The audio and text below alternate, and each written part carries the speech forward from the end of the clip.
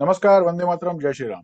2 दिवसांपूर्वी वेणुगोपाळ भूपती या CPI माओइस्टच्या senior कमांडोने त्याच्या 60 सहकाऱ्यांबरोबर महाराष्ट्र सरकारसमोर आत्मार्पण केलं. आणि फार मोठी घटना, ही इतकी मोठी घटना की महाराष्ट्राचे मुख्यमंत्री देवेंद्र फडणवीस यांनी ही महाराष्ट्रातल्या नक्षल चळवळीच्या शेवटाची सुरुवात आहे असं म्हटलंय. This is a really a very very very important moment. पण एवढं असूनही महाराष्ट्रात नक्षलवाद, माओवाद या विचारावर म्हणजे या अनुषंगाने चर्चा सुरू झाल्यात, पण त्या इतक्या सुपरफिशियल वाटतायत. अजूनही आपण लोकांना हा माओवाद कुठून आलाय, हा इतका आकर्षक का वाटतो, हा संपणं का महत्वाचं आहे, या विषयांवर चर्चा करताना आपण बघितलं तर ते फार सुपरफिशियल असतं. आणि म्हणून हे मुळातून समजून घेण्यासाठी आणि अजूनही जर आपल्या मनात क्लॅरिटी नसेल तर ती क्लॅरिटी यावी यासाठी आज हे डिस्कशन घ्यावं असं वाटलं. म्हणून माझे जुने मित्र, राजकीय अभ्यासक, कायद्याचा प्रचंड अभ्यास असलेले आणि कायद्याच्या क्षेत्रातच काम करत असलेले सौरभ गणपती आज आपल्या बरोबर आहेत. नमस्कार Saurabh. Once again and as usual thank you for taking time.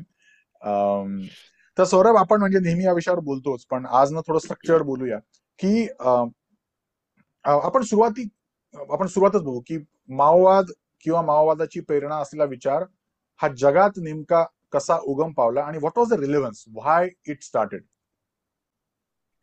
कसं आहे माहितीये का? म्हणजे आज तू ह्या विषयाला जी सुरुवात केलीस, जो हात घातलायस, या बाबतीत मी तुला स्पष्टच सांगतो की जर आपल्याला ह्याच्यावर चर्चा करायची असेल तर ही चर्चा लांब, सखोल व्हायला हवी. आता ह्याचं कारण असं आहे की मी मुलांना कायमच वर्गात सांगायचो, मी अजूनही सांगेन जेव्हा इंटरनल सिक्युरिटी हा विषय येतो, माओवाद, मार्क्सवाद जेव्हा आपण शिकतो त्यावेळेला अक्षरशः जर शिक्षकाने तारतम्य बाळगलं नाही तर समोरची मुलं मार्क्सवादी होऊ शकतात. स्पष्ट सांगतो. हा, मार्क्सवादी म्हणजे काय? तर मार्क्सवादी म्हणजे हातात गन घेऊन ढिचक्याव ढिचक्याव करत माणसं मारली असे नाहीत. म्हणजे म्हणजे तो फक्त शिकवायला जरी सुरुवात केली तरी मुलं एवढी प्रेरित होतील की ते माओवादी बनतील. नक्की नक्की, डेफिनेटली डेफिनेटली. आणि बर. इतकी माओवादी होऊ शकतात ना. आपल्या देशात काय वेगळं चाललंय इथपासून तो जो आतला जो संघर्ष आहे त्यांच्या, तो बाहेर येऊ शकतो, हा अनुभव आहे. तत्वज्ञान फार सुंदर आहे, अशातला भाग म्हणता येणार नाही मला, पण मी लिटरली सांगतो, हा यत्र तत्र सर्वत्र आहे. हम्म. यत्र तत्र सर्वत्र आहे हा. हम्म. म्हणजे एकच फक्त उदाहरण देतो आणि मग आपल्या चर्चेला आपण पुढे सुरुवात करूया. 26/11च्या हल्ल्यामध्ये, हम्म. 26/11च्या हल्ल्यामध्ये, आपला 26/11चा हल्ला म्हटलं की पहिलं सीएसटी आठवतं, मान्य आहे, पण सगळ्यात जास्त हल्ला आपल्याला ओबेरॉय आणि ताजवरचा आठवतो. हे ताजला झाला, हे तर बरोबर. सगळेच मान्य करतील. बरोबर. मार्क्सिस्ट विचारधारा असणाऱ्या एका व्यक्तीने मला हे सांगितलं होतं, आणि ते खरं होतं, की 26/11च्या हल्ल्यामध्ये जर धर्माचा विचार केलात तर मुसलमान पण भरपूर गेलेत. ओके. म्हटलं ओके. आणि त्याचं म्हणणं खरं होतं. तुम्हाला फक्त जे गेलेत ते मुंबईच्या बाजार भागात आणि सीएसटी मध्ये गेलेत. हा. ते ताज आणि ओबेरॉय नाही गेलेत.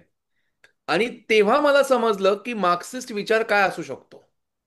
जो खरा हम्म. होता, 100% खरा होता. त्यामुळे तत्वज्ञान तुम्ही असं डिस्कार्ड नाही करू शकत, ओंकार.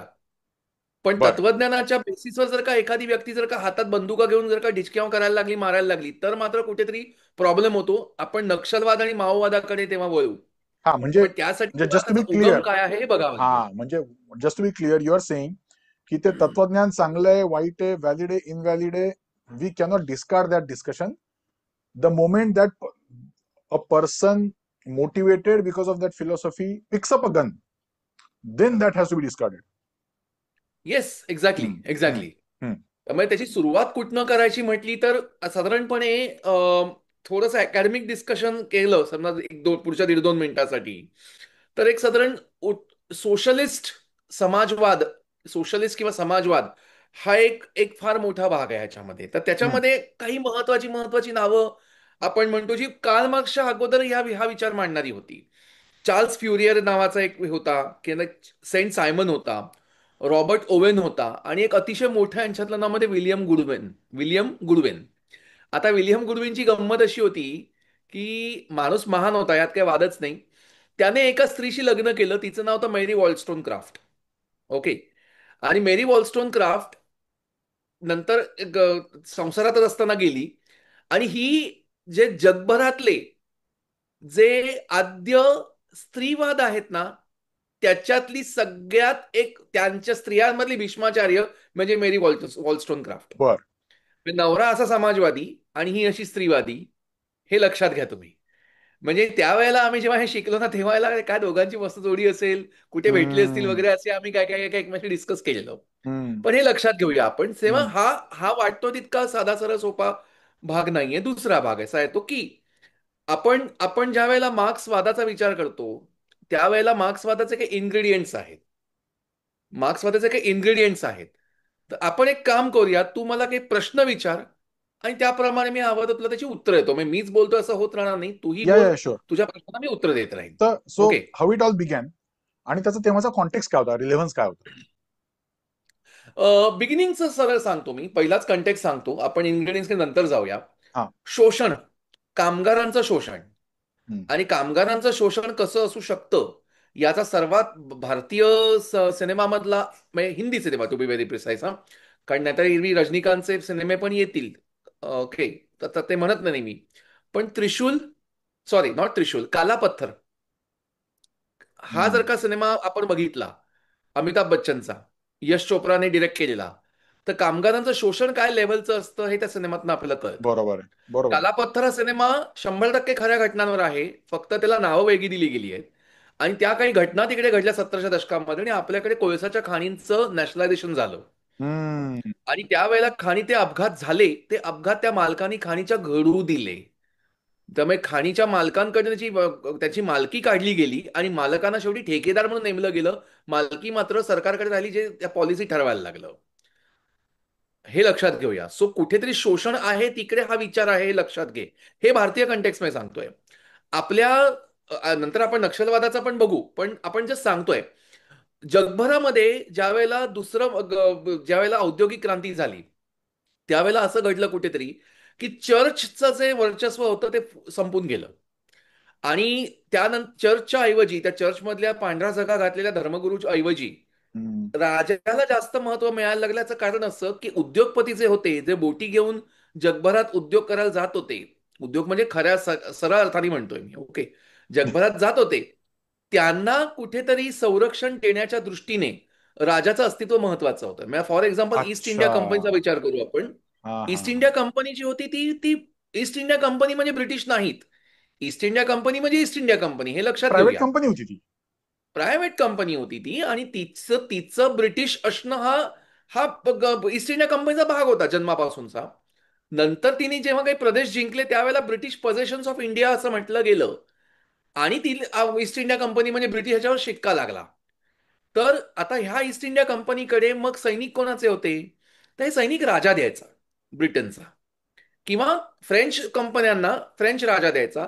असे सगळे सत्ताधारी जे देश होते जगभरातले, त्यावेळेला मेजर पॉवर्स होत्या, त्या कंपन्यांना तो राजा द्यायचा. सो अशा सिच्युएशन मध्ये चर्चचं स्थान संपलं, राजाला स्थान झालं मोठं. आणि त्यावेळेला एक अतिशय महत्वाचा एक वाद जन्माला आला, वाद म्हणजे इझम जन्माला आला, मर्केंटाइलिझम.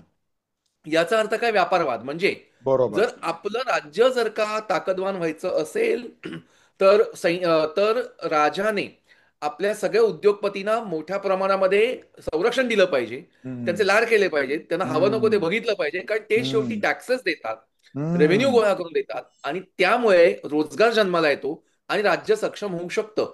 सो त्यामुळे कुठेतरी उद्योगपतींना प्रचंड मोठ्या प्रमाणामध्ये महत्व आलं. राजा आणि उद्योगपतींची मिलीभगत, जिचा आरोप आजही होतो, नेहरूंच्या काळातही व्हायचा, आजही होतो, तो तेव्हापासूनचा आहे, लक्षात घ्या. पण त्या सिच्युएशन मध्ये काय घडलं, उद्योगपती आता आहेत, ते उद्योगपती रोजगार देतात, ते रेव्हेन्यू मिळवून देतात. मग ते कुठेतरी, मग ते देतात म्हटल्यानंतर कुठेतरी आपण त्यांचं रक्षण करायला पाहिजे, हे हे मान्य. पण उद्योगपती मनमानी करायला लागले, आणि आणि मग तिथून पिळवणूक सुरू कालापत्तासारखी झाली. सिच्युएशन तयार व्हायला लागली. तिथून पिळवणूक सुरू कुठेतरी झाली. मग लोकांच्या शिक्षणाकडे लक्ष नाही दिलं, राहणीमानाकडे अजिबातच लक्ष नाही दिलं. लोकांच्या कुठेतरी कुठच्याही, म्हणजे ज्या प्रकारे घाणेरड्या पद्धतीने ते लोक, कामगार लोक राहत होते, कशाकडेही लक्ष दिलं नाही. म्हणजे एखाद्या कामगाराला जर का 100 रुपये किंवा 100 काय $10 मिळत असेल पगार, तो $10 मधला $8 जर का त्याच्या हेल्थ कन्सर्न साठी जरी गेला, तरी काही फरक पडत नाही. उलट $8 डॉक्टरला मिळाले. मग जीडीपी असा मोजला जातो आजच्या काळात सुद्धा. हे हम्म. लक्षात घेऊया आपण. $8 हम्म. डॉक्टरला मिळाले, $10 $8 $10 त्याचे हो ना, अठरा जीडीपीचा डॉलरचा पूल झाला जीडीपी ना. असा आठ मोजला जातो. डॉलरचा 8 डॉलरचं हे झालं. Exactly, exactly. अरे पण ते $8 का द्यावे लागले? सो कुठेतरी ह्या सगळ्याची जबाबदारी उद्योगपती कोणीच घेणार नाहीत का? ही जी नावं मी घेतली आता, Charles Fourier, Saint Simon, William Godwin, ही जी नावं आता मी घेतली, ह्या नावांमध्ये ह्या लोकांनी पहिलं ह्याच्यावर आंदोलन सुरू केलं. ओके. समाजवाद हे आंदोलन तिथून सुरू झालं होतं. हे अच्छा. लक्षात घेऊया, की आम्हाला आमचं लिव्हिंग स्टँडर्ड नीट ठेवण्यासाठी सुद्धा काही गोष्टी महत्वाच्या आहेत आणि त्या आम्हाला पाहिजेत. आणि त्यातून कुठेतरी या या समाजवादाचा उदय झाला. आणि अच्छा. एवढंच फक्त उपयोगी नाहीये, हे शतकानुशतक आहे, सहस्र वर्ष हे होत राहिलंय. त्यामुळे कुठेतरी ही सिस्टम बदलावी लागेल, असा विचार घेऊन जो मनुष्य पुढे आला त्याचं नाव कार्ल मार्क्स. त्याच्याबद्दल आपण पुढच्या करेक्ट. प्रश्नात बोलू. एक्झॅक्टली, मला तेच विचारायचं की हे आलं कार्ल मार्क्स पर्यंत, आणि कार्ल मार्क्सनी त्याला पुढे मार्क्सवादी विचार आपण जो म्हणतोय त्याला शेप दिला. मग त्याचे काही टप्पे आहेत, डू यू सी सम? आहे, हा. त्याचे टप्पे त्याने मांडलेत. म्हणजे त्याचं असं म्हणणं आहे की सगळ्यात महत्वाचं म्हणजे कसं आहे की जेव्हा मनुष्य प्राण्याने हत्ती जेव्हा पहिल्यांदा मारला, त्यावेळेला माणसाला समूहाने राहण्याचं महत्व कळलं. हत्ती मारला तेव्हा, कारण एक हत्ती काय एका माणसाने का चार माणसं पण मारू शकत नाहीत. मग काही लोकांनी मिळून मारला, तेव्हा समूहाने मारायचं महत्व कळलं. मग समूहाने ते लोक राहायला लागले. मग ते आपापसात लग्न करायला लागले. काही लोकांनी आपापसात लग्न नुसतं करून सुद्धा, काही लोकांनी पुढे सगळं नीट राहावं, आपलं एक रेव्हेन्यू येत राहावा म्हणून जमीन विकत घेतली. तिथून पुढे पहिल्यांदा जमिनीच्या रूपात पहिल्यांदा प्रायव्हेट प्रॉपर्टीचा उगम झाला. हम्म. आणि प्रायव्हेट प्रॉपर्टीच या सगळ्या नाशाचं मूळ आहे किंवा सगळ्या विषाचं मूळ आहे, असं सरळ सरळ मार्क्स मानतो. त्यामुळे त्याच्या पर्स्पेक्टिव्हमध्ये प्रायव्हेट प्रॉपर्टी ही बँड आहे. आता ह्याच्यामध्ये कसं होतं की जेव्हा प्रायव्हेट प्रॉपर्टी येते त्यावेळेला मग कुठेतरी संबंध हे प्रायव्हेट प्रॉपर्टीचा मालक आणि प्रायव्हेट प्रॉपर्टीवर राबणारे असा होतो. मग कुठेतरी तो जमीनदार आणि कुठेतरी मग पुढचं पुढचं युग येतं. मग कुठेतरी तो जमीनदार आणि जमिनीवर राबणारी कुळं, मी मुद्दाम कुळं हा शब्द वापरतोय, अशा स्वरूपाचं कुठेतरी रिलेशन्स तयार होतात. मग त्यानंतर पुढच्या प्रत्येक सेगमेंटमध्ये आपण विचार जर का केला, मी आता फार डिटेलमध्ये जात नाही, पुढच्या हम्म. हम्म. प्रत्येक सेगमेंटमध्ये विचार केला जर का आपण आता, तर आज ते तेव्हा साधारण मी ही जी दुसऱ्या इंडस्ट्रियल रेव्होल्युशन नंतरचा काळ मी म्हणतोय, हम्म. ते पहिल्या महायुद्धाचा काळ. ह्या काळात जेव्हा उद्योगधंदे वाढले आणि जेव्हा हे व्यापारी तयार झाले, उद्योजक तयार झाले आणि उद्योगपती तयार झाले, उद्योजक नाही उद्योगपती जेव्हा तयार झाले, तेव्हा त्यांच्यातले आणि त्या कारखान्यांमध्ये राबणाऱ्या लोकांचे रिलेशन्स हे या जमीनदार आणि कुळांसारखेच राहिले. हे लक्षात घेऊया. मग अच्छा. कुठेही पहिल्या बाबतीमध्ये रिलेशन्स लोकांमधले आहेत ते ताणलेलेच आहेत. वर्ग संघर्ष, लक्षात येतं मी काय म्हणतोय? वर्ग संघर्ष. आता जे उद्योगपती झाले किंवा जो पूर्वीच्या आदिम स्वरूपाच्या मानवाचा जो जमीनदार झाला, तो कसा काय झाला? तर त्याने तीन गोष्टी आपल्या हातामध्ये कायम ठेवल्या. एक म्हणजे जमीन, दुसरी म्हणजे भांडवल आणि तिसरं म्हणजे स्वतः कामगार वर्ग. जमीन, भांडवल आणि कामगार वर्ग, लँड लेबर कॅपिटल, हा जो ज्याने हातात घेतला त्याने जगावर राज्य केलं. आपण आता बघू, आपण ह्या गोष्टी मार्क्सने 200 वर्षापूर्वी सांगितल्या आहेत आणि मला असं वाटतं त्या आजही आपण रिलेव्हंट मानू शकतोय. ऍब्सोल्युटली. ऍब्सोल्युटली. कुठेतरी ते त्याने आपल्या हातात घेतलं, आपल्या हातात ठेवलं. त्यातून समाजामध्ये एक मोठ्या प्रमाणावर आहेरे वर्ग तयार झाला, हॅव्स नावाचा आहेरे वर्ग तयार झाला, जो समाजावर राज्य करायला लागला.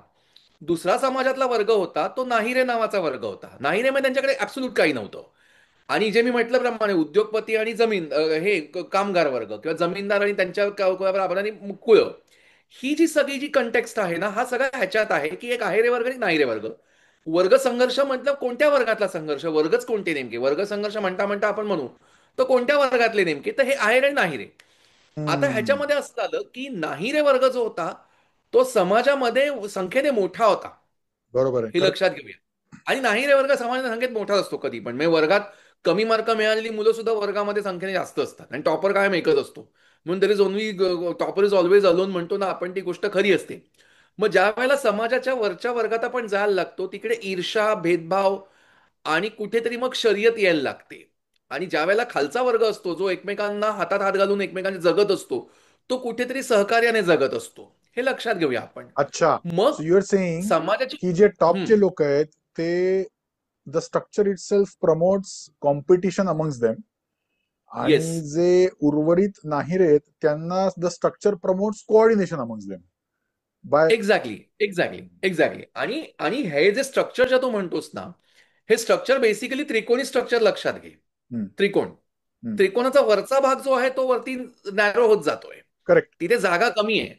तिथे ते सगळे लोक जे आहेत आपले सगळे ते उद्योगपती लोक, ते लोक तिकडे आहेत.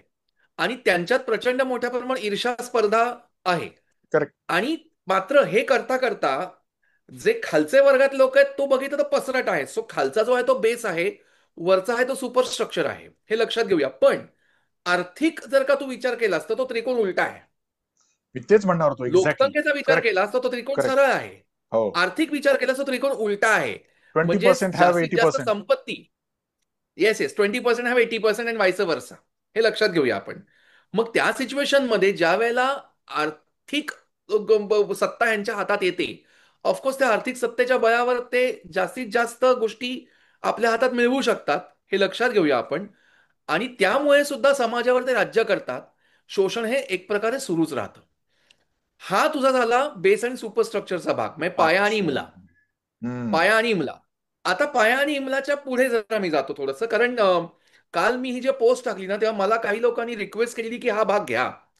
तर पाया इमला, तर आता जनरली काय होतं की पाया हा सगळा पायाच आहे. म्हणजे पाया एकदा हल्ला की इमला संपतो, हे आपण बरोबर. म्हणतो. बरोबर. बरोबर. बेस, फाउंडेशन, फंडामेंटल्स आपण म्हणतो, बुनियाद बरोबर. वगैरे वगैरे. बरोबर. पण बरोबर. बरोबर.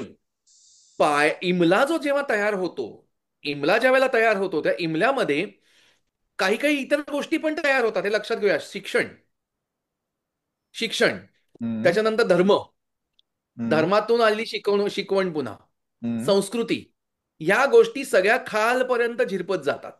खालपर्यंत. पण म्हणजे यू आर सेइंग की हे सगळं वरून खाली येतं. वरून खाली येतं. बर. वरून खाली येतं. कसं काय म्हणजे? धार्मिक, म्हणजे कसं आहे, शाळा कोण काढतं?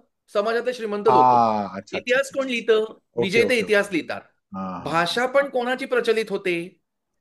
भाषा पण कोणाची प्रचलित होते? आज जगाची भाषा इंग्रजी काय आहे? का बरं आहे? कारण हम्म. ते जिंकत राहिले ना, म्हणून. जगाची भाषा फ्रेंच नाहीये, जगाची भाषा इंग्रजी आहे.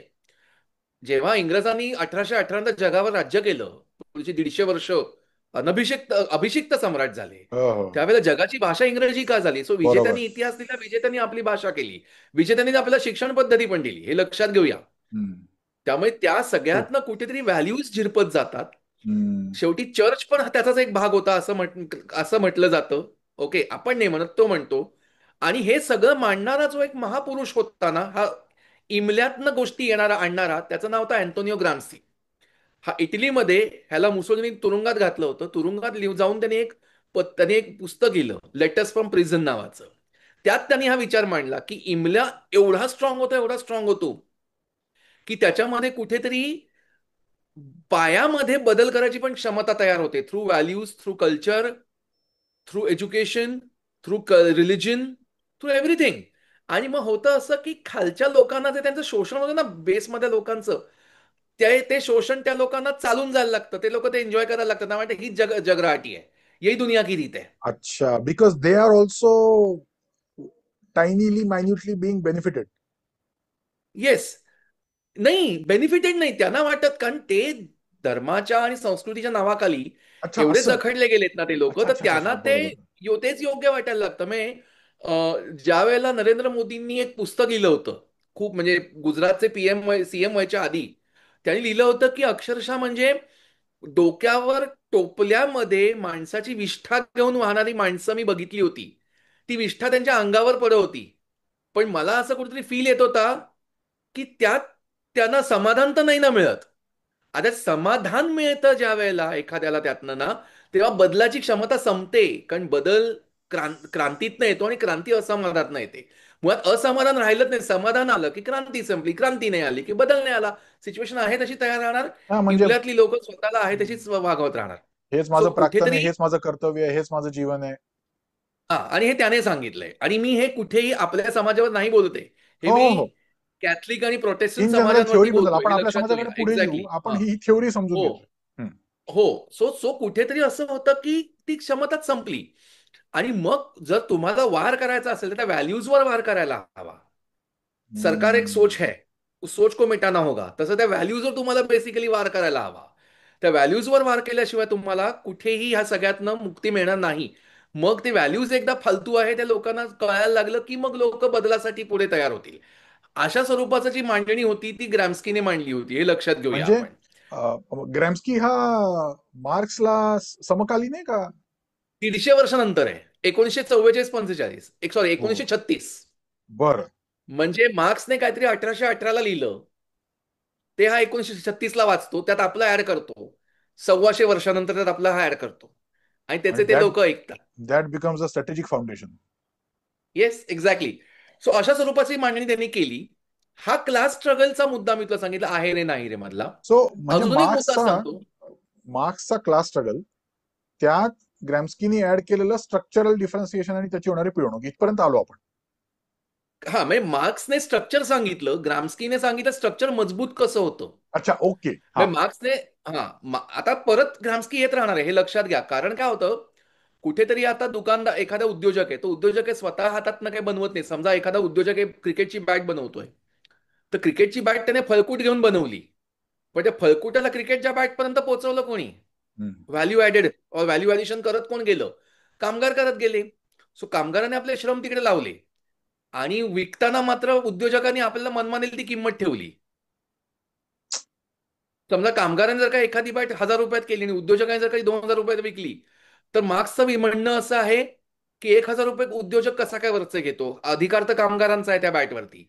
अर्थात त्याच्या मागे त्याची दुकानाचं भाडं असतं वगैरे, हा विचार मार्क्सने केला नव्हता, हे आपण नंतर बोलू. मी सांगतोय फक्त. So this is also called theory of, ह्याची एक ही थिअरी आहे की अतिरिक्त मूल्य जे म्हणतो, ओके, सरप्लस व्हॅल्यू थिअरी ही अशी आहे की ती त्याच्यावरती तो कसा काय विकतो. प्लस अजून एक प्रॉब्लेम असा आहे, 1,000 रुपयाची केलेली बॅट उद्योजक 2,000ला विकतो. 1,000 रुपयात तो मग त्याने एक वेळ पगार देईल त्या सगळ्या कामगारांना. पण प्रॉब्लेम येतो समाजामध्ये, ज्या वेळेला बाजारात ज्या वेळेला स्पर्धा येते, 2,000ची बॅट कदाचित 1,800ला विकावी लागते, 1,500ला विकावी लागते. त्यावेळेला बॉस. मालक आपला प्रॉफिट नाही कमी करत, तो त्यांचा प्रॉफिट कमी करतो, त्यांचं शोषण करतो. म्हणजे समाजात स्पर्धा आली की कामगारांचं शोषण होतं. मग कुठेतरी आपण बघितलंय की वोडाफोन, भारती, एअरटेलला एकत्र यावं लागतं बाजारात तगडा प्लेअर आला की. मोबाईल बरोबर. कंपन्या बंद पडतात आणि मग ले ऑफ करतात, हे आपण बरोबर. बघितलंय. सो कुठेतरी अशा स्वरूपाचं ते कार्ल मार्क्सने मांडलं होतं. सो त्यांनी सगळं सांगितलं की सगळी सिस्टमच इतकी भयंकर आहे की ही फक्त शोषणावर आहे. आहे रे वर्ग नाही रे वर्गाचं कायम शोषण करतो.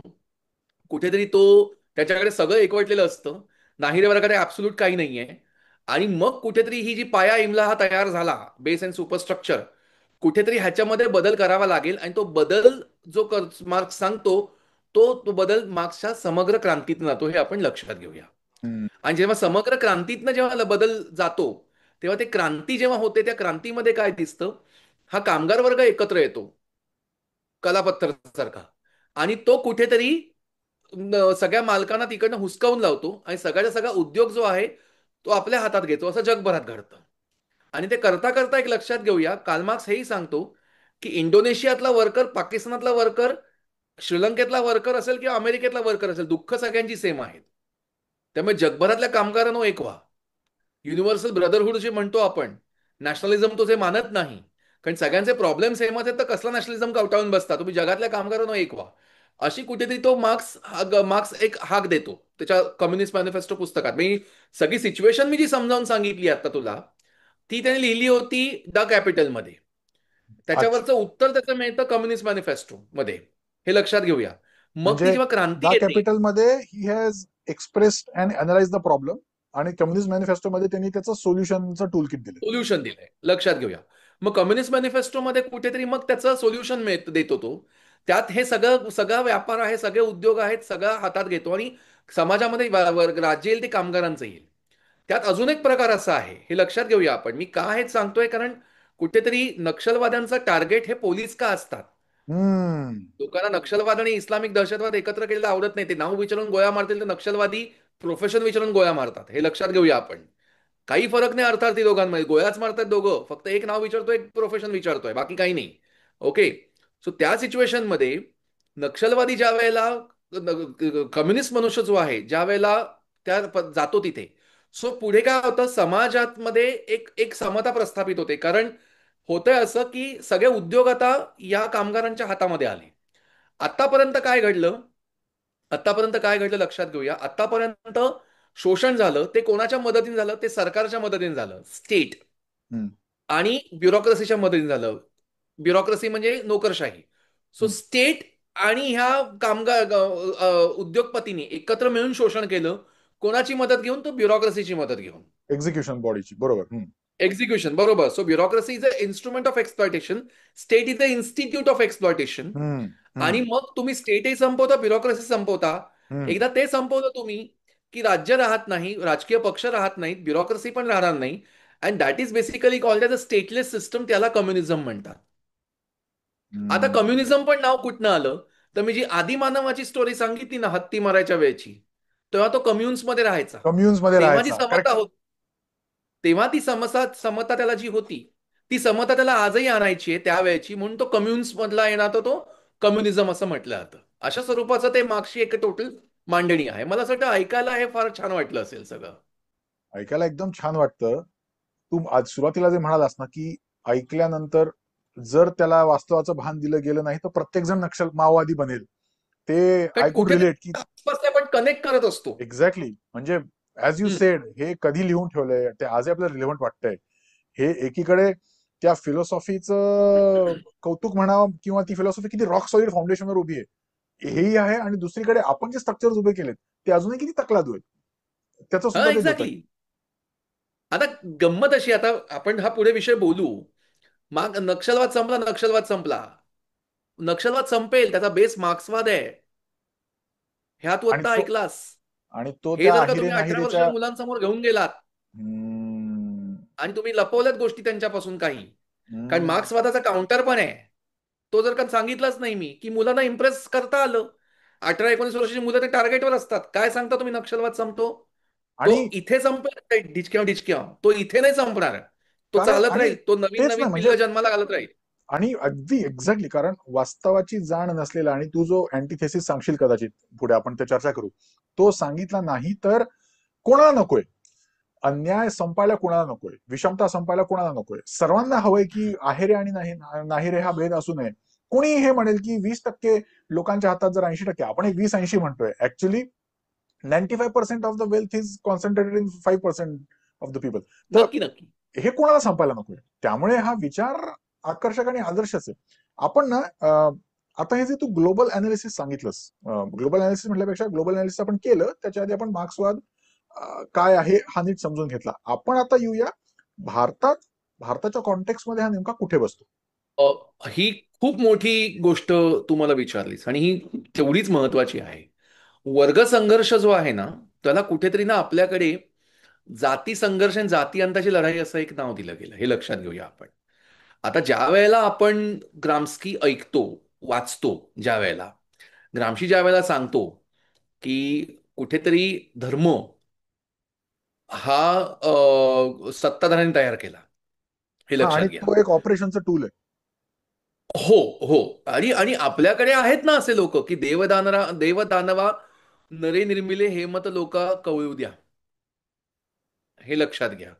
नव्या मनूतील नव्या दामाचा शूर शिपाई मी आहे. ही जी केशवसुतांची जी मांडणी आहे, ओके, ती कुठेतरी अशी आहेच ना, की त्यांना देवाला मानवाने निर्मिलंय, ही एक मांडणी करणारी लोक आहेतच. प्लस त्यात असं होतं, की जे लोक देवधर्म मानतात, त्यांच्यासाठी कुठेतरी देवाच्या जवळपास राहणारी जी लोक आहेत, ती कुठेतरी त्यांच्यासाठी महत्वाची असतात. हे लक्षात पूजनीय घेऊया. असतात. अगदी अगदी. सो होतं असं, की अ, आपल्यापुढे हाही एक कंटेक्स्ट आहे, की जाता जात नाही ती जात. जो कधी कभी नाही जाती उसी को जाती कहते, हे आपण म्हणतो. सो कुठेतरी असं होतं, की समाजामध्ये निर्माण झालेला धर्म आणि धर्मातनं निर्माण झालेल्या सगळी मूल्य आणि त्याच्यावरती दिलं गेलेलं शिक्षण आणि त्यानंतर मग त्याच्यातून माजलेलं एकंदर धर्माचं स्तोम, हे आता पूर्णपणे मी आता भारताच्या कंटेक्समध्ये कसं रुजवलं जातं ह्याच्यावरती मी आता येतोय. सो त्यातून कुठेतरी आपल्याला ह्या सगळ्यामध्ये क्रांती किंवा आणायची गरज आहे. सो जो वर्ग संघर्षाची लढाई जी होती, ती आपल्याकडे कुठेतरी जाती संघर्षाची लढाई आपण केली. आपण कुठेतरी वर्ण संघर्षाची लढाई म्हणून ती केली, हे लक्षात घेऊया. ओके. आणि त्यामध्ये आपल्याला ते आलं. आता आता अजून एक सांगतो. याच्यामध्ये विचार जर का केला समजा की कार्ल मार्क्स हा नास्तिक होता. हम्म. कार्ल मार्क्स हा नास्तिक होता हे लक्षात घेऊया आपण. त्याचे वडील चर्चमध्ये कामाला होते पण तो नास्तिक होता. आणि त्याच्याच बरोबरीने हे लक्षात घेऊया आपण की भारतामध्ये हा मार्क्सवाद रुजतो का. कारण मुळात मार्क्सवाद म्हणजे काय तर नास्तिक असण्याचा तो एक म्हणजे नास्तिक असणे मार्क्सवादाचं पहिली पायरी आहे, गेटपास आहे हा. कारण देव आणि धर्म ह्या कंटेक्स्ट अशा अशा आहेत की एकमेकांमध्ये लोक एकमेकांना मारतात.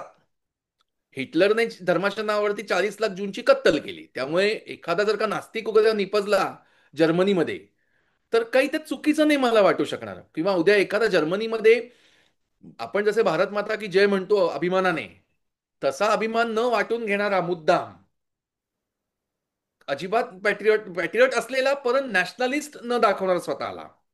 जर्मनीवर प्रेम आहे पण उगाचच्या उगाच जर्मन जर्मन माता की जय करत बसणार नाही असा जो कोणी मनुष्य आहे. ओके. तो तो तसा तो नाही निघाला समजा असा निपजला की नाही तेवढं मला वाटत तर हरकत नाही. तसं आपल्याकडे काय होतं, आपल्याकडे आपल्याकडे ही जी तत्व आहेत की नास्तिक असणं हे रुजणारच नाही आपल्याकडे. याचं कारण सांगतो.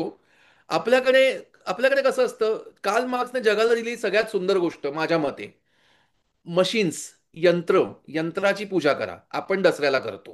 हम्म. आपण दसऱ्याला करतो. ओके.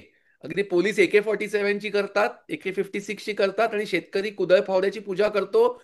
आणि स्टुडंट्स आपले पेन पेन्सिलीची आणि मोबाईलची पूजा करतात. आपण ते करतो. बरोबर. मी यंत्राकडे गेलो म्हणजे मी देवाकडनं जुदा होईन असं काही नसतं. प्लस आपल्याकडे आजही जेव्हा नवीन गाडी येते, साधी 100 cc ची बाईक पण येते, तेव्हा पहिली फेरी आपली देवळात असते. हे लक्षात घ्या. हे लक्षात घ्या. त्यामुळे आणि हे अनेक आणि हे फक्त हिंदूंमध्ये नाही, हे बाकीच्यांमध्येही चालतं. हे लक्षात घेऊया आपण. उलट इस्लाम काय किंवा ख्रिश्चनिटी काय, जे ज्या प्रकारे ते चर्चला किंवा त्यांच्या रिलिजनला चिकटून असतात तेवढे हिंदू नसतील. पण ह्या ज्या गोष्टी आहेत ना ह्या जात नाहीत ना रुजलेल्या. त्यामुळे कुठेतरी मार्क्सवादाचा हा जो एक फॅक्टर आहे की तुम्ही नास्तिक असलं पाहिजे, याला कुठेतरी माती अशी भारतामध्ये सुपीक मिळालीच नाही. त्यामुळे तो हम्म. विचार रुजलाच नाही कधी. हे लक्षात घेऊ. तो हम्म. प्रयत्नही हम्म. झाला पण तो विचार कधी रुजला नव्हता. हा एक फॅक्टर फार मोठा आहे. तिसरा महत्वाचा फॅक्टर एक लक्षात घेऊया ओंकार. एक सारासार विवेक भारतीयांकडे अगदी जन्मापासून असतो. मी तुम्हाला खरंय. गंमत सांगतो. आपल्याकडे कधी ना आपल्या कधीतरी कार्टून्स येतात. त्या कार्टून्स मध्ये दाखवलं जातं की एक लहान मुलगी आपल्या वडिलांबरोबर आहे आणि वडील तिला छानपैकी ती अशी खेळतात, एकदम पॉश घरात ते राहतायत. आणि त्याच्याच बाजूला एक बिल्डिंग बनतेय आणि बिल्डिंग मधला एक गवंडी आहे. तो ती बिल्डिंग बनवतोय आणि गवंड्याच्या हातात बरोबर पण त्याच्या त्याच वयाची मुलगी आहे. आणि हा डिफरन्स संपणार कधी, अशा स्वरूपाचा आहे. अ, भावना मी चुकीची म्हणत नाही. भावना मी चुकीची म्हणत नाही, पण ज्या वेळेला डिफरन्स म्हणतो तेव्हा त्या लहान मुली पहिल्या पॉश घरात राहणाऱ्या माणसाने जे अचीव केलं त्याच्या कष्टाने अचीव केलं की नाही, हा कुठेतरी भाग बघावा लागतो. असं काहीतरी मांडून कार्ल मार्क्स सांगतो की आता क्रांती करायची आणि आपल्या हातात उद्योग घ्यायचा. मग आपण धरून चालू की समजा झाली क्रांती. सगळ्या गवंड्याने येऊन जर का बिल्डरला मारून टाकलं, हाकलून दिलं त्याच्या साईटवरनं. आणि गवंड्यांनी बिल्डरने सांगितलं ठीक आहे मी निघतो आता, तुम्ही तुम्ही आता तुमची बिल्डिंग स्वतः बांधा. गवंडी म्हणतील हो बांधू. आणि पहिला प्रश्न, प्लॅन कुठे आहे बिल्डिंगचा. त्यांना विटा रचायच्या कशा हे सांगितलं ते कौशल्याने करतात, पण कशा रचायच्या सांगणारा कोणतरी आहे ना. आर्किटेक्ट लागतो, सिव्हिल इंजिनियर लागतो. बरोबर. पहिले ते दोघं लागतात तिकडे. कार्ल मार्क्स दोनच वर्ग सांगतो. मिडल क्लास घेतच नाही कार्ल मार्क्स. घेतच नाही. बरं समजा त्यांना आर्किटेक्ट सिव्हिल इंजिनियर मिळाले. त्यांनी विटांवर विटा रचून ती बिल्डिंग सुंदर बांधली. अगदी बिल्डर बांधू शकला असं तशी ती बिल्डिंग बांधली. आता बिल्डिंग बांधल्यावर काय करायचं. विकावं तर 100 लागेल. कामगार आहेत, 300 खोल्या आहेत. समजा 300 फ्लॅट्स आहेत, 100 कामगार आहेत. 100 कामगारांनी बांधली, 200 फ्लॅट विकणार कसे. ते काय रिकामा फ्लॅट खायचा त्यांनी. तर दुसरं काम त्यांना लागेल. दुसरं काम आहे दुसरी बिल्डिंग. ती दुसरी बिल्डिंग बांधायला ह्या बिल्डिंगचे फ्लॅट विकावे लागतील. बरोबर. मग विक्री करणारा सेल्समन कुठे आहे, सेल्स हम्म. ऑफिस कुठे. मध्यम वर्ग जो खूप मोठा एक दुवा आहे ना ह्यांच्यातला, तो कार्ल मार्क्सने लक्षात कधी घेतलाच नाही. त्याला बुरजवा बुरजवा म्हटलं कारण त्याला काय, तो वरच्या वर्गाकडे शिरलेला. कारण मध्यम वर्गाला वरच्या वर्गात जायचं मग बुरजवा. स्पेलिंग पण काहीतरी वेगळे, BOURGOISE वगैरे असे, बुर्जवा वगैरे नाव आहे. बर. हा. सो त्याला बुर्जवा म्हणून त्याने सोडून दिलं. पण प्रश्न हा आहे ना, की मध्यम वर्ग का लागतो, तो यासाठी लागतो. सो मुळात ह्याचा दोन वर्ग असतात समाजात. हेच पहिलं सगळ्यात मोठं थोटांडे. मध्यम वर्गाचं काय करणार भाई तू? आणि समाजातला तू जेव्हा म्हणतो 10%, तेव्हा 10% काय, 8% श्रीमंत असतील, उरले 90, 92, 95% काय सगळेच काय दारिद्र्य नाही रे, रेषेखालचे नाहीत, नाहीये. त्यांच्यात करेक्ट, उतरंडे आहे. Correct, correct, correct. मोठी उतरंडे आहे. आणि भारतासारख्या देशात तर केवढी मोठी उतरंडे एवढ्या आपल्या प्रचंड मोठ्या पॉप्युलेशन मध्ये. हे लक्षात घेऊया आपण. त्यामुळे किस्सा असा होतो की मध्यम वर्गच नाहीये, आणि भारतामध्ये मध्यम वर्ग हा प्रचंड मोठा आहे. सो कुठेतरी हे तत्वज्ञान रुजायची, जे आवडतं सगळ्यांना, अगदी ते इम्प्लिमेंट करावं असं वाटतं. पण ज्या वेळेला गरज पडते की ते इम्प्लिमेंट करायची, त्यावेळेला ते अत्यंत इम्प्रॅक्टिकल म्हणून उभं राहतं. मग कुठेतरी वैचारिक पातळीवरती लढाई सुरू होते, राहते, हे लक्षात घेऊया. मध्ये आपल्याला जाती अंताची लढाई, तर जातीची अंताची लढाई आणि दुसऱ्याच्या जातीच्या अंताची लढाई येते. जाती अंताची लढाई नाहीये, हे लक्षात घेऊया आपण. दुसऱ्याच्या आणि मग दुसरी जात जातीतल्या कोणती असो. लोकांचा अंत, म्हणजे दुसऱ्या जातीतल्या लोकांचा अंत, ती दुसरी जातही म्हणजे ते.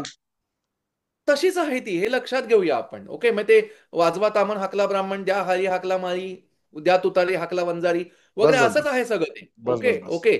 सो तो प्रकार आहे सगळा. म्हणजे त्यामुळे काय होतं. भारतामध्ये ते मॉडेल हे असं जातीवर येऊन थांबलंय. म्हणजे तुझं अनालिसिस जर आपण क्रिस्प करायचं ठरवलं, तर भारतात मार्क्सवाद कसा इम्प्लिमेंट करायचा, तर तो आपण जातींच्या फटी ट्राय करूया.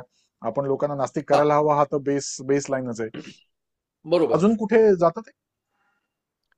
आता अजून जर समजा, आता आता हा एक भाग आहे, इथे ते प्रकरण फार पुढे पेटत नाही. तिसरं महत्वाचं अजून एक, मी म्हटल्याप्रमाणे 18-19 वर्षाच्या मुलांना हे तत्वज्ञान भुरळ घालतं. हम्म, त्यात हम्म. आपल्याकडे अजून एक, मी आता ते साहित्य चुकीचं म्हणत नाही, कारण असतात काही गोष्टी आपल्याकडे ना, सत्यनारायणाच्या पूजा असतात किंवा अजून काहीतरी धार्मिक साहित्य असतात, त्यात एक कथा कायम असते, हे लक्षात घेऊया आपण. आपल्याकडे म्हणजे आपण पण एक प्रकारची सुपीक जमीन काही प्रमाणात त्यांना करून दिलेली आहे या विचारासाठी, हे हो, लक्षात हो, घेऊया. हो, हो, हो. क्रांतीसाठी नाही, पण विचारासाठी, हे लक्षात घेऊया. ती अशी असते की एखादी स्त्री नटून थटून छान दागिने घालून स्वतःची श्रीमंती मिरवत अशी गॅलरीत उभी असते. आणि मग एक भिकारीण येते, ती काहीतरी पैसे मागते, मग ही तिला म्हणजे चल निघ इकडनं. आणि मग ती भिकारीण जाते, मग स्त्रीची लक्ष्मी पण निघून जाते. ती भिकारीण लक्ष्मीच्या रूपात आलेली होती. लक्ष्मी ही भिकारणीच्या रूपात येऊ शकते हे मी मानतो. लक्ष्मी मानतो, ती भिकारणीच्या स्वरूपात येऊ शकते हेही मानतो. म्हणून प्रत्येक भिकारीण लक्ष्मी नसते. लक्ष्मी हम्म. भिकारीण म्हणून येऊ शकते, प्रत्येक भिकारीण लक्ष्मी नसते. त्यामुळे ज्या सिच्युएशन मध्ये असं अनेक होतं की अनेक ती. गरीब अनेक गरीब बिचारे आहेत, पण प्रत्येक गरीब बिचारा नाहीये असं. हा. म्हणजे हो हो. दोन्ही अर्थ. हा. एक्झॅक्टली. हम्म. हा.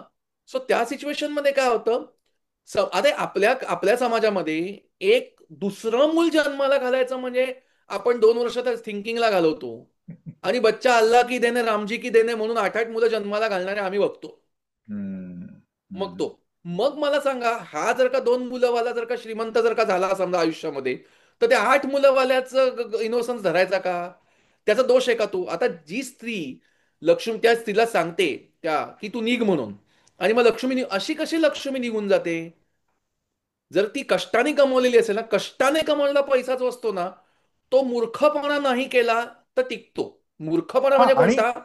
तू घरात हरले, गुंतू आम्ही 25% 50% रिटर्न देतो, त्या मूर्खपणात पीएफचा पैसा घालवला तर ती लक्ष्मी निघून जाईल. पण जो कष्टाने कमवलेला पैसा आहे, असा कसा जाईल तो?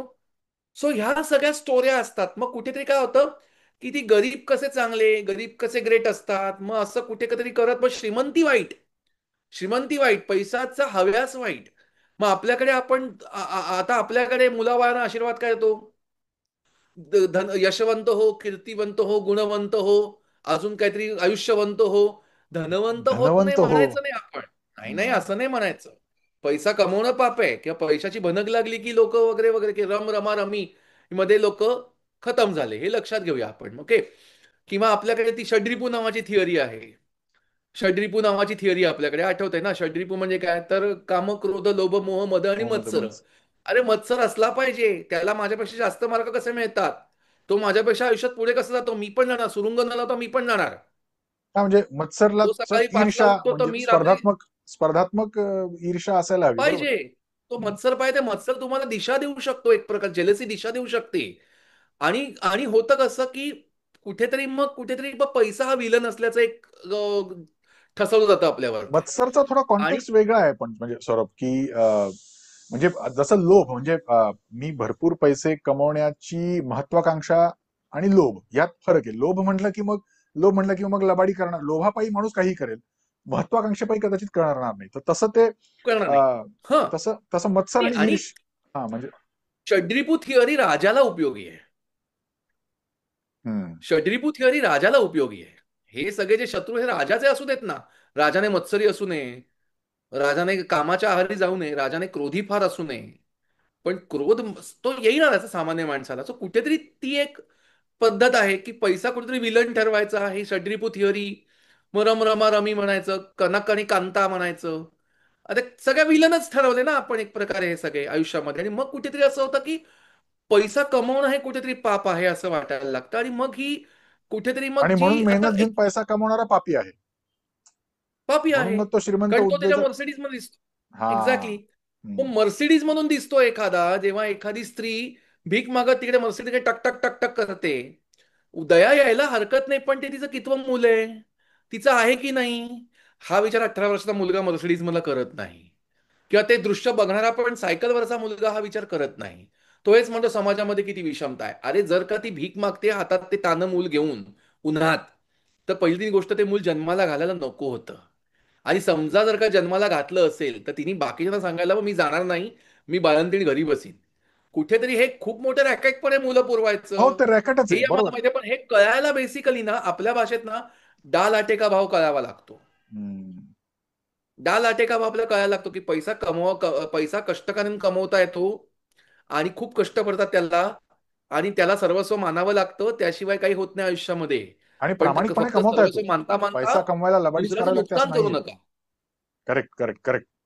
सर्वस्व मानता मानता दुसऱ्याचं नुकसान करू नका, ही एक धोरण लक्षात ठेवलं की कामं होतात. पण कुठेतरी हे असं चित्र आहे समाजामध्ये. मग ते बदलायला हवं, मग त्यासाठी क्रांती विनती या सगळ्या गोष्टींमध्ये मग ती मुलं अडकून राहतात. हम्म.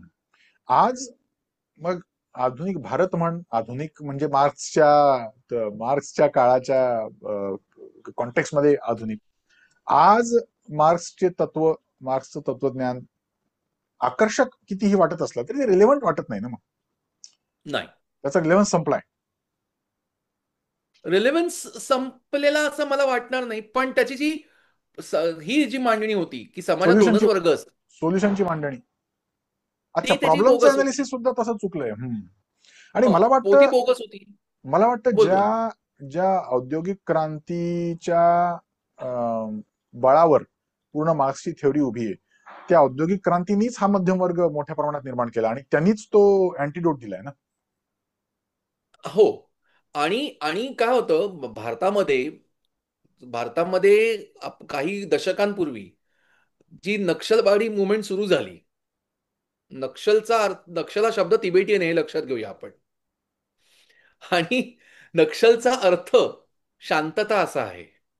ही सगळ्यात मोठी आयरनी आहे. बापरे. हा विरोधाभास आहे. तर कुठेतरी नक्षलवाडी गावामध्ये त्यावेळेला असं झालं होतं की जमीनदाराने बरीच जबरदस्ती केली होती. आम्ही अमुक अमुकच पीक तुम्हाला पिकवून द्यावं लागेल म्हणून. त्यांना ते शक्य नव्हतं. पण त्यांचा त्या लोकांना वाटाही हवा होता. मग त्या लोकांनी कुठेतरी सांगितलं की ही जमीन आता आमची आणि आम्ही या जमिनीवर काय हवं ते करू. तू पण आमच्याशी नीट वाग. तर जमीनदाराने आपले गुंड पाठवले. गुंड पाठवल्यावर जे तिकडे सगळे लोक होते, शेतकरी लोक, कातकरी शेतकरी कष्टकरी लोक होते, त्यांनी त्या गुंडांना पहिलं मारून काढलं. अगोदर मार झेलला आणि मग गुंडांना मारून काढलं. मग जमीनदाराला आठवलं रे पोलीस पण शिल्लक आहेत, जगात ती जमात पण आहे. हे हरायला लागले की यांना पोलीस आठवायला लागतात. मग पोलीस आले. अगोदर पोलिसांनी बळ वापरलं, ह्यांनी पोलिसांनाही मारून काढलं. तर स्टेट विरुद्धची पहिली ऑफिशियल जी मुवमेंट आहे ते नक्षलवाडी गावामध्ये सुरू झाली. आणि भारतामध्ये हम्म. कुठेतरी कानू सान्याल, जंगल संथाल अशी मोठमोठी नावं आहेत. चारू मुजुमदार ही तीन मोठी नावं आहेत की ह्यांना ते पूर्णपणे श्रेय म्हणा किंवा अपश्रेय म्हणा, हा असंतोष जो फैलावला ह्याचं श्रेय ह्यांना जातं. हे आपण लक्षात घेऊया. तिथून पुढे नक्षलवाडीपासून हे सुरू झालं आणि पश्चिम बंगालमध्ये ज्या प्रकारे रिफॉर्म्स व्हायला हवे होते, ते रिफॉर्म्स झालेले दिसत नाही. तिकडे जमीनदारी सिस्टम नांदली.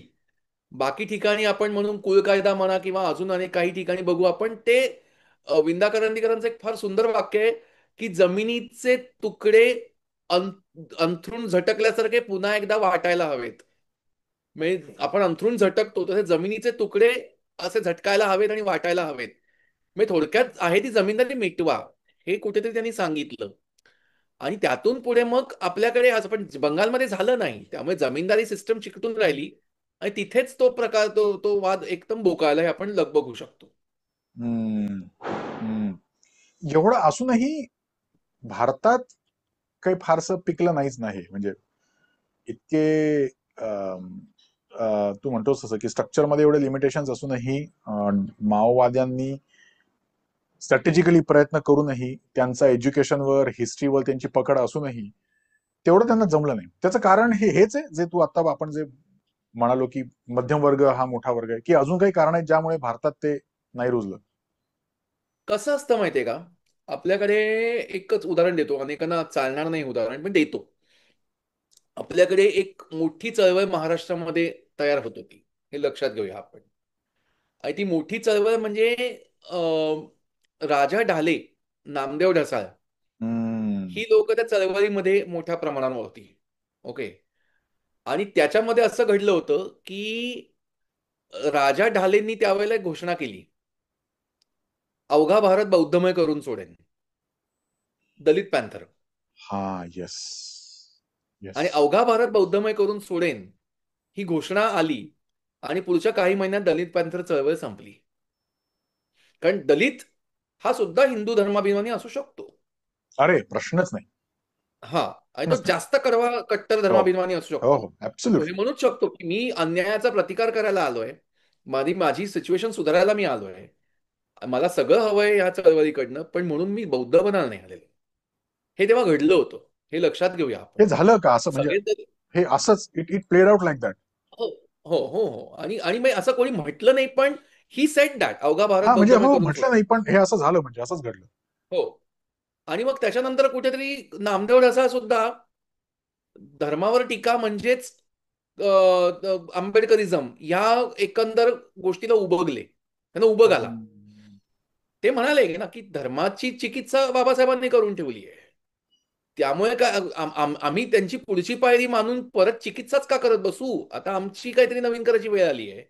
म्हणून नामदेव ढसाळांनी आपल्या लेखनाचा पूर्ण बाज बदलला. त्यात त्यांचं बरंच वाजलं, त्यामुळे दलित पॅन्थर कुठेतरी जोडायची होती या डाव्या विचाराला, ती बंद झाली. आता आपण थोडंसं पुढे येऊया, हे लक्षात घेऊया आपण.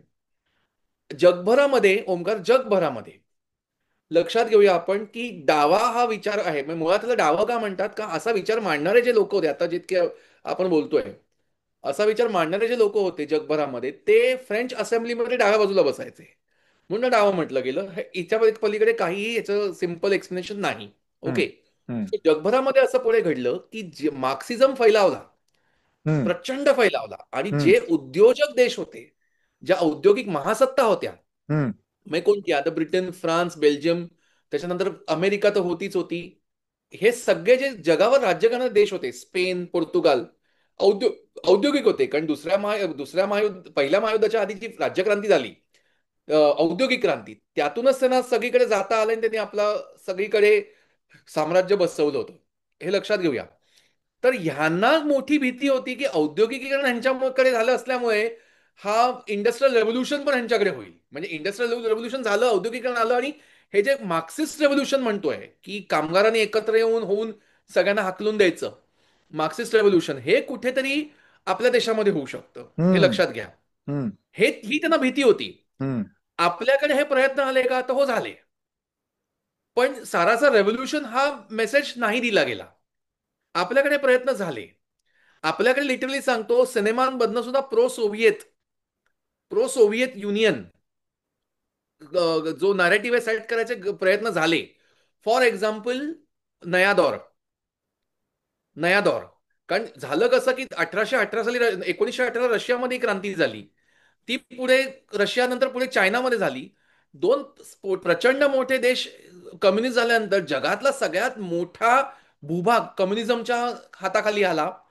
आणि चीन आणि रशिया धरला जर का समजा, तर जगातला सगळ्यात मोठा धर्म हा मार्क्सिझमच झाला, हे लक्षात घेऊया आपण.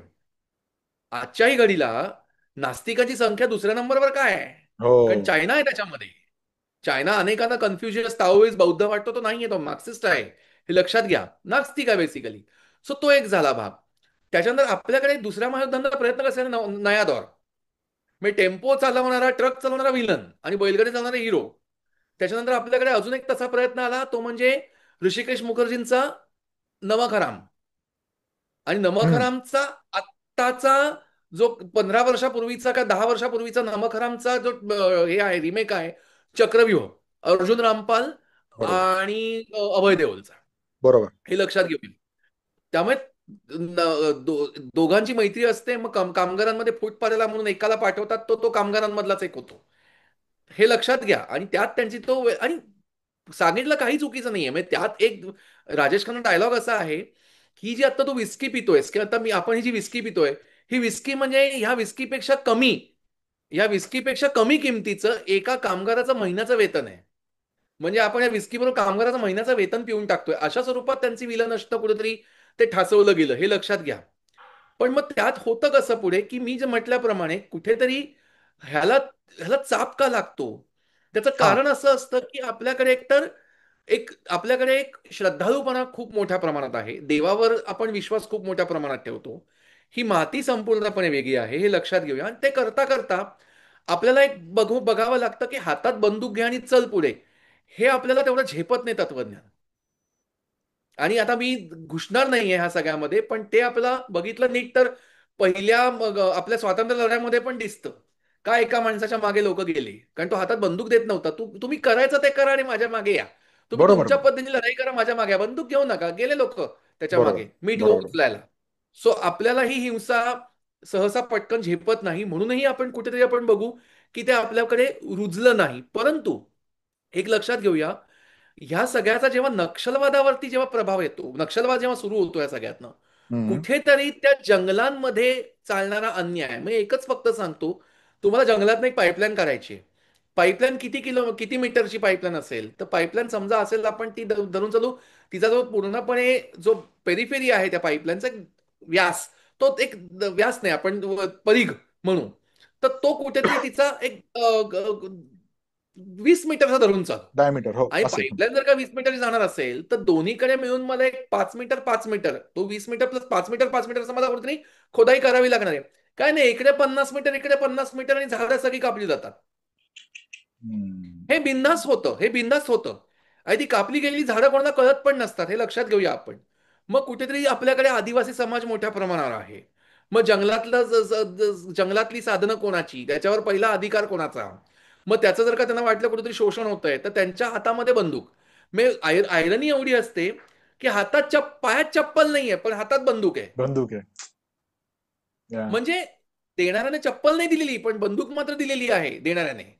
हे लक्षात घेऊया आपण. सो कुठेतरी हे तत्वज्ञान आपल्याकडे जे झालं, त्याला कुठेतरी अशा स्वरूपाचा जोर लागणं फार महत्वाचं. प्लस अजून एक सांगतो, जे अनेक सत्ताधारी तर नाहीच नाहीत, त्यांना तर काय ह्या विषयात गतीच मला आहे असं वाटत नाही. पण मार्क्सिझम काही फक्त कामगार आणि मालक, शेतकरी आणि जमीनदार ही गोष्ट घेऊन मार्क्सिझम येत नाही.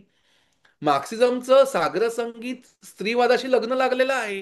हो. जसं गॉर्विन आणि मेरी वॉलस्टोन क्राफ्टचं लागलं, तसं मार्क्सिझमचं स्त्रीवादाशी रितसर लग्न लागलंय, हे लक्षात हो. घ्या. कसं? तर दोन प्रकारचे स्त्रीवाद असतात, हे लक्षात घ्या. स्त्रीला मिळणारे सगळे अधिकार आणि स्त्रीने फेकून द्यायची सगळी जोखडं, हे दोन प्रकारचे वाद आहेत. आता मिळणाऱ्या अधिकारामध्ये कोणता होता? पहिला मतदानाचा अधिकार होता. बरोबर. पहिला वोटिंगचा अधिकार तो ब्रिटनमध्ये 1927ला मिळाला. ही बिचाऱ्या बायकांची एक प्रकारची लढायची हो ना. अवस्था होती. ओके. ब्रिटनमध्ये 1927ला मिळाला तो, आणि आपल्याकडे 1952ला सगळ्यांना एकत्र मिळाला. एकत्र म्हणजे सर्वांना एकत्र. कॉलर यस. ताट करावी असा भाग आहे आपल्यासाठी अगदी तो. अगदी ओके. अगदी. हा. सो तो एक स्त्रियांचा कुठेतरी भाग आहे. मग त्याच्याबद्दल मार्क्सिझम बोलतो.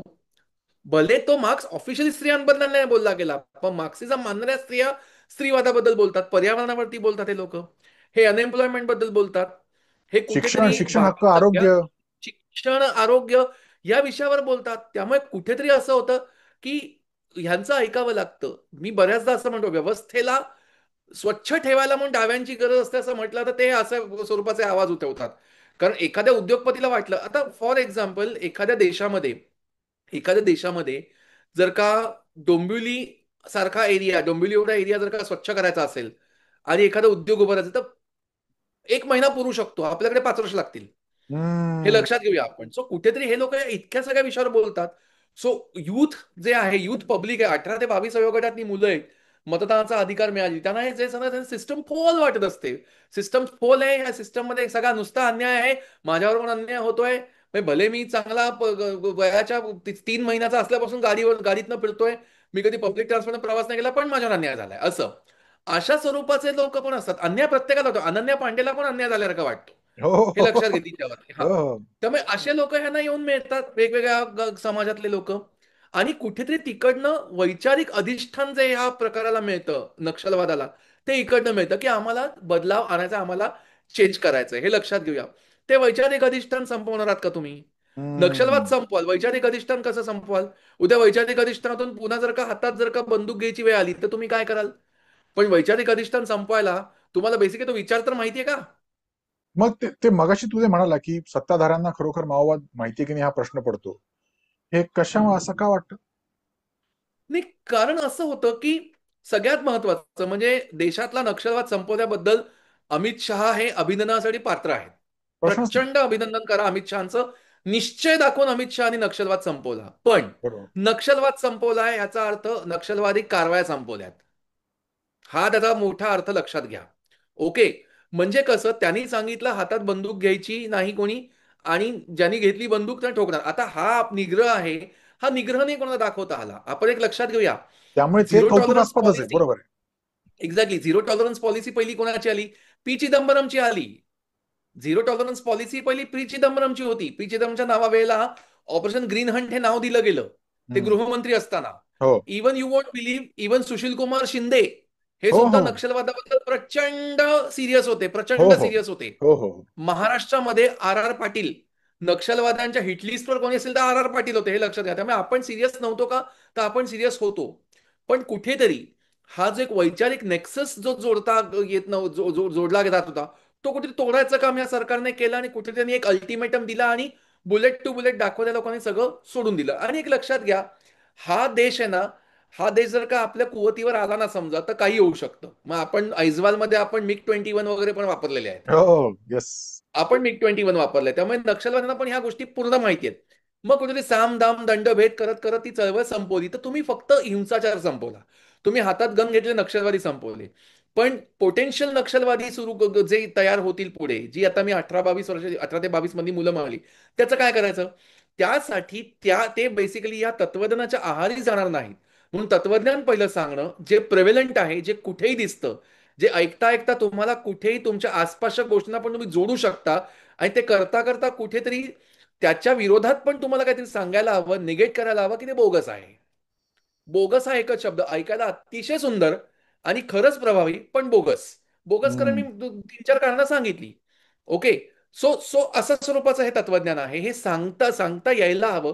त्यासाठी कुठेतरी सरकारने ह्या बाबतीत प्रयत्न करायला हवा, असं माझं प्रामाणिक मत आहे. कारण वैचारिक आव्हान संपवणं इतकं सोपं नाहीये. आणि जर ते नाही संपवलं तर उद्या परत बंदूक हातात येण्याची शक्यता आहे नाही असं. संपत उद्या परत होईल. आता काय, सी आता कसं आहे माहितीये, आता या क्षणी अमित शहानी केलं, आता अमित शहा काय तहहयात काय गृहमंत्री राहणार नाही आहेत, आणि तहहयात राहिले समजा, तरी अमित शहा नंतर पण कोणतरी असणारच आहे. नाही जर का तेवढी विल पॉवर दाखवली, परत जर का सगळं पुढे पुढे आलं, तर काय करायचं? त्यावेळेला कायदे जर का वाकवले गेले, आणि जर का उद्योगपती तेव्हा पण वाईट वागू शकतात, ते जर का वाईट वागले, जमीनदार जर का त्यावेळेला वाईट वागले समजा, अजून काही जर का अन्यायकारक पॉलिसी समजा आल्या समजा, तर काय करायचं? एक लक्षात हम्म. घेऊया, आपल्याकडे काय माहितीये का, आपल्याकडे कुठेतरी ना एअरपोर्ट बनतं, आणि एअरपोर्ट बनायला सुरुवात होते, आणि तिथून पहिलं विमान उडतं, 5 वर्षात हे शक्य होतं. आपल्याकडे 2014-15 साली एअरपोर्ट बनायला जमीन कशी अधिग्रहित करायची याबाबत तिढा असतो. जर ती अधिग्रहित नीट नाही झाली, तर तिकडनं पण पोटेन्शियल नक्षलवादी होऊन ते एअरपोर्ट उधळून लावायचा धोका तयार होत असतो. हो हो. कुठेतरी त्याला आपण एक मॅच्युरिटी दाखवली, सरकारने दाखवली, लोकांनीही मोठ्या प्रमाणात दाखवली. बरोबर. लोकांचा डेव्हलपमेंटला विरोध नाहीये, हे लक्षात घेऊया. सो अशा सिच्युएशनमध्ये आपण हे जमवून दाखवू शकतो. तर कुठेतरी जे असे प्रयत्न चालतात त्यांना कुठेतरी थांबवणं हे फार महत्वाचं आहे. हे बोगस तत्वज्ञान कसं बोगस आहे हे सांगून. आणि मग फॉर यू अँड मी, म्हणजे हे शेवटाकडे येऊ आता, की आजूबाजूला ते आहे, लोक त्याला, आपले तरुण त्याला बळी पडू शकतात, ही रिस्क जर असेल तर आपली तरुणाई, माझ्या घरातली मुलं, माझ्या घरातले तरुण त्या विचारसरणीला बळी पडू नये यासाठी आपण काय काळजी घ्यावी मग? सी कसं आहे माहितीये का, अं, आपल्याकडे सगळ्यात महत्वाचं म्हणजे काय माहितीये, आपली मुलं किंवा आपली पुढची पिढी आपण मोठी कशी करतो. मी तुला स्पष्टच विचारतो की आत्ता जो आपण हा पॉडकास्ट करतोय, असे खरंच किती प्रयत्न झाले. आणि एक हम्म. सांगू मी, झालेत प्रयत्न. मार्क्सिझम अतिशय सुंदर, मी नावं घेणार नाही कारण मला ती माणसं आवडतच नाहीत, पण मार्क्सिझम अतिशय सुंदर शब्दात सांगणारे सुद्धा डावे आहेत. हा. डावे आहेत. त्यांना प्रॉब्लेम माहिती आहे, त्यांना सोल्युशन पण माहिती आहे, पण त्यांना सोल्युशन दडवायचं आहे. त्यामुळे त्यांना प्रॉब्लेम आहे, त्यांना फक्त प्रॉब्लेम माहिती आहे. मी आणि हे मग नाही म्हणणार आपले की न डावे असे कोण आहेत जे मार्क्सिझम व्यवस्थित उलगडून दाखवू शकतात, त्याच्यावरचं सोल्युशन सांगू शकतात? असं अरे म्हणजे अभिजित जोगांचं आता नाव घ्यायलाच पाहिजे, त्यांनी डावी वाळवी लिहून सुरेखच काम केलंय. पण जेव्हा मी चर्चा करतो ना, की आता जर तू आणि मी बोलायला लागलो आणि मी तुला विचारलं काही प्रश्न, की मार्क्सिझम बद्दल एक्स वाय झेड काहीतरी प्रश्न विचारला, त्यावेळी तू जर मला ते उलगडून न सांगता तू मला म्हणालास ते डावी वाळवी वाच त्यात कळेल, तर हरलो ना आपण. हो, म्हणजे तुम्हाला फाउंडेशन तयार डेफिनेटली. करून दिल्यानंतर अशी बरीच पुस्तकं असली, असं बरीच इन्फॉर्मेशन असेल, पण ती जर आपण व्यवस्थित एक्सप्लेन करून डिकोड करून आपण आपल्या शब्दात समजून सांगू शकत नसू आणि ते पसरवू शकत नसू, तर यू आर राईट, ते मुश्किल आहे. हा, म्हणजे तुम्ही हे वाचून या, अरे मला प्रॉब्लेम समजावून सांग, मग तो प्रॉब्लेम मला त्याचं सोल्युशन सांग. तू हम्म. पुस्तक वाचून ये मग तुला प्रॉब्लेम समजेल, मी आता सोल्युशन देतो, असं होत नसतं ना हो साहेब. नाही होत, नाही होत. म्हणजे तुमचं सोल्युशन हे हातात बंदुका घेतल्या मुलांशी पर्यंतच तुमचं सोल्युशन फक्त आता या क्षणी आहे. हातात हम्म. बंदुका घेतली मुलं या क्षणी माझ्याकडे गुन्हेगार आहेत, मी मुलं म्हणणार पण गुन्हेगार म्हणणार. हो, प्रश्नच नाही. डेफिनेटली. प्रश्नच नाही. प्रश्नच नाही. प्रेग्नंट बाईच्या पोटात गोळ्या मारणारी जमातेही, आणि प्रेग्नंट बाई पोलीस होती. हो, हो, हो. पोलीस होती. पोलीस होती, हे घडलंय. 76 पोलिसांना 400 लोक घेरून मारतात, तुम्हाला काय इनोसंट म्हणायचं? काय म्हणायचं इनोसंट? आणि प्रश्नच तुला नाही, प्रश्नच लिटरली सांगतो ना, म्हणजे ही विचारसरणी आपल्याकडे. मी का म्हणतो की दहशतवादाचा धर्म नसतो, धर्म नाही. नसतो? मी हा. साऊथ अमेरिकेत जाऊन बघा. हम्म. साऊथ अमेरिकेमध्ये कोर्ट जायलंय, कोलंबिया सारख्या देशामध्ये नक्षलवाद्यांनी तेव्हा तिकडच्या डावी चळवळ जी आहे, हम्म. व्यवस्थेवर रुसलेली, व्यवस्थेवर चिडलेली, त्यांना परिवर्तन हवंय, कोर्ट जायलंय. आणि कोर्ट जाण्यासाठी त्यांना त्या पाब्लो एस्कोबारने पैसे दिले होते, हो, जो बरोबर. जगातला एक नंबरचा नार्को टेररिस्ट होता, ड्रग्सचा धंदा करणारा. त्याच्या विरुद्ध त्या कोर्टामध्ये मोठ्या प्रमाणामध्ये हो. केस चालू होती, तिचं हिअरिंग होणार होतं. हिअरिंग होऊन निकालही लागला असता, कोर्ट जायला या लोकांनी आम्हाला व्यवस्था चालत नाही म्हणून. काय बोलायचं या लोकांना, कशाला आणि या लोकांना म्हणत बसायचं, माणसं म्हणत बसायचं. त्यामुळे हो, आणि मग यांना दहशतवादी दहशतवादाचा का नाही धर्म म्हणायचं? नसतो. बरोबर. हा, आणि दहशतवादाचा धर्म नसतो तर ह्याच्यासाठी नसतो, कारण हे त्याच कॅटेगरीतले लोक आहेत, काही यांच्यात दयामाया दाखवायची गरज नाही. परंतु प्रॉब्लेम आहे, आज बंदुका घ्यायची फक्त यांची क्षमता संपलेली आहे, पण यांची वैचारिक क्षमता नाहीये संपलेली. या ना त्या मार्गाने हे करणार. अभिजित जेव्हा लिहितात डावी वाळवी, त्यांनी किती वेगळ्या पद्धतीने लिहिलंय डावी वाळवी. त्यांनी फक्त पर्यावरणावर नाही अडकत, हो, ते हो, फक्त हो. ते फक्त शिक्षणावर नाही अडकत, त्याच्यात सुद्धा आजच्या काळामध्ये LGBT. येस. म्हणजे मी ना येस. एखाद्याच्या गे असण्याला मी देईन एक वेळ, म्हणजे मी म्हणेन हो, हो हो. एखादा गे असू शकतो, एखादी लेस्बियन असू शकते, पण मी पुरुष आहे आणि मी बाई असणार आहे. मला बाई असल्यासारखं वाटतं वर्षातले काही महिने, आणि मला लेडीज बाथरूम मध्ये जायचं आहे, माझा अधिकार. काय प्रकार आहे त्या लेडीज बाथरूम मध्ये लेडीजचा अधिकार नाही? आणि यातून ही असली यातून मग वाळवी आहे. एक्झॅक्टली सोसायटल स्ट्रक्चरच डिस्टर्ब करायचं, आणि मग त्यातनं यंत्रणा डिस्टर्ब करायच्या, आणि मग त्यातनं सगळ्या यंत्रणा उलथून पाडायच्या. हा, दिस इज द मग मी सिस्टम. आज, मला आज बाई असल्यासारखं वाटेल, मला परवा बुवा असल्यासारखं वाटेल, एक दिवस मला कुत्रा असल्यासारखं वाटेल, एक दिवस मला मांजर असल्यासारखं वाटेल, एक तसंच आहे. दिवस मला वाटेल मी वाघ आहे आणि फाडून खाणार एखाद्या हो, माणसाला. हो, मला नाही तसंच आहे. बोलायचं, माझं मन आहे ते, हो. असं नाही बोलायचं. काय प्रकार आहे हा सगळा? त्यामुळे हे भयंकर आहे कुठेतरी. मग हे नाही तर ते सोसायटी स्ट्रक्चर कुठेतरी बिघडवून टाकायचं, अशा स्वरूपाचा त्यामुळेच प्रकार आहे. आणि बोल त्यामुळेच बोल बोल. त्यामुळेच ती, I think you are right, की we need to decode this, we need to understand, and we need to start explaining this to others, तरच हा, ते. हम्म, बरोबर ते बरोबर. ते तसंच करावं लागणार आहे, बाकी काही नाही. हा विषय आता मी बरेच थोडक्यात घेतला. तू मला विचारलंस, आपण केलं, हा थोडक्यात विषय घेतला, कारण याच्यावर 2-2.5 तास बोलायला पण कमी आहे. का ह्याच्यातून पुढे इंटरनल सिक्युरिटी हा विषय येतो. आणि ह्यांच्या मोडस ऑपरंडी असते. ती मोडस ऑपरंडी काय आहे यांची? अचानक हल्ला करतात, अचानक हल्ला करतात, झुंडीने हल्ला करतात. बरं, ठिकाणं पण अशी टार्गेट करतात की जी लक्षात राहतील फॉर एव्हर. अरे मग हम्म. 26/11 आणि 93चे बॉम्बलास्ट, काय 6चे वेगळं? बॉम्बलास्ट काय वेगळे आहेत? काय वेगळं? हा, फक्त तुम्ही तुमचे एरियाज वेगळे असतात. सो असेच सगळ्यांची मोडस ऑपरंडी असते, हे लक्षात घेऊया. कुठेतरी मग सिस्टमवरचा विश्वास सामान्य नागरिकाचा कमी करायचा, असा कुठेतरी एक ह्यांचा प्लॅन असतो. तो सक्सेसफुल होतो, काही फरक नाही याच्यामध्ये. सो सो त्या कंटेक्समध्ये हे मोठं आव्हान आहे, की वैचारिक आव्हान जे आहे ते तुम्हाला कुठेतरी परतवून लावावं लागणार आहे. त्यासाठी त्यामुळे जागृती हवी. बरोबर, त्यामुळे हातात शस्त्र घेतलेल्या नक्षलवादाचं संकट जरी थोपवलं असलं, थांबवलं असलं, क्षणभर असंही म्हणून संपवलं असलं, तरी नक्षलवादी विचार तत्वज्ञान ज्या माओवादातून तो जन्मतो, त्याला अजून अँटिडोट आपल्याला सापडला नाहीये. त्यावर त्या त्या आजारावरची लस अजून सापडली नाही, आणि ती खरंच ती जोरात अंमलात आणायला पाहिजे. जाता जाता एकच फक्त सांगतो मी, आणि ना मला एक अतिशय सुंदर वाक्य आहे, शूट आउट एट लोखंडवाला मधलं अमिताभचं वाक्य आहे. त्या वाक्यावर सिनेमा बंद होतो, बरोबर. की तुमच्या तुमच्या घराबाहेर. घराबाहेर एक माणूस गन घेऊन उभा आहे, आणि तुम्ही तुम्ही घरात बसलाय, तुमच्या घराबाहेर एक माणूस गन घेऊन उभा आहे. कोण चालेल तो तुम्हाला? एक गुन्हेगार चालणार आहे, का का एखादा पोलीस? पोलीस अधिकारी चालणार आहे? हे तुम्ही सांगा. आणि आत्ता तरी या क्षणी आपल्याला पोलीस अधिकारी चालणार आहे, कारण ते बरोबर. त्याला, मला हे माहिती आहे, तो मला काही करणार नाही. जर का त्याने करायचा प्रयत्न केला आणि मला काही झालं, तर त्याला त्याचे परिणाम भोगावे लागतील, येस. कारण तो कायद्याने वागणार आहे. येस. आय थिंक याच नोटवर आपण पॉडकास्ट थांबवूया, रेकॉर्डिंग थांबवूया. सौरभ, थँक्स अलॉट यार. तुझ्यामुळे आज हा विषय व्यवस्थित समजून घेता आला, आणि आय एम 100% शुअर की आपल्या ऑडियन्सला सुद्धा अं, नक्षलवाद समजून घेणं, माओवाद समजून घेणं, इतरांना समजून सांगणं, याची प्रेरणा नक्कीच मिळेल. Thank you so much.